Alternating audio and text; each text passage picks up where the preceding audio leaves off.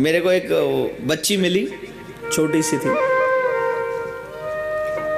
उस बच्ची से ऐसी चर्चा हो रही थी तो भगवान को मानने वाली तिलक लगा कर बैठी, मेरे सामने बैठी और कहा आपकी कथा को सुनती हूँ। मैंने कहा अच्छी बात है, सुनना चाहिए। तो बातें होती नहीं तो ऐसी बातें में पूछ ले तुम्हारी उम्र क्या है। तो उसने कहा मेरी उम्र है 3 साल।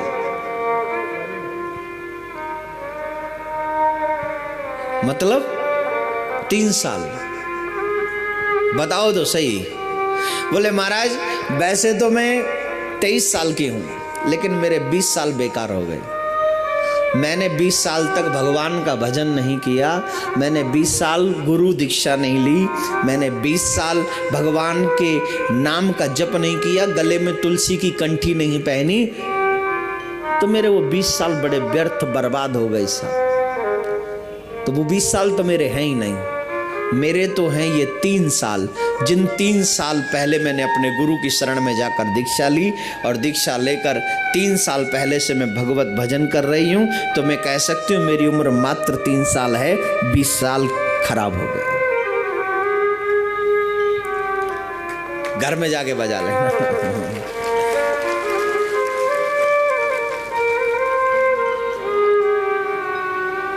कितना सच है, कितना अच्छा भाव है। ये किसी संत की वाणी नहीं थी, एक छोटे से बालक की वाणी थी।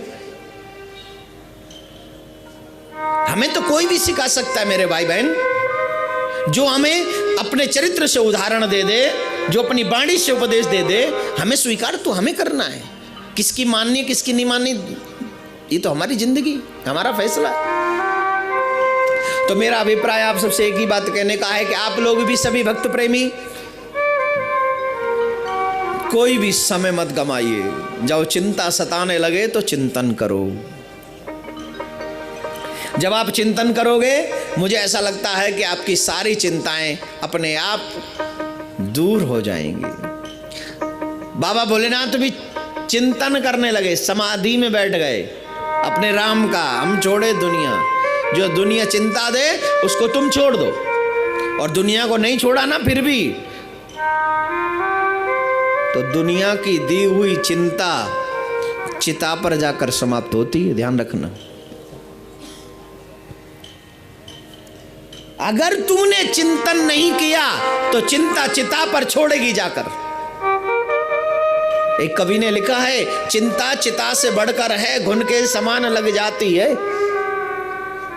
चिंता चिता से बढ़कर है, घुन के समान लग जाती है। अरे चिता तो मुर्दे को जलाती है, पर चिंता जीते जी खा जाती है।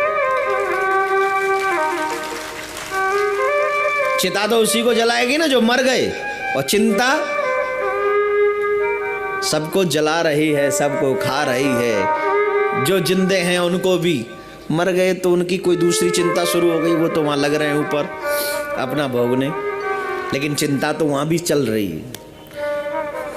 तो मेरे भाई बहन चिंतन करो महादेव बाबा की तरह।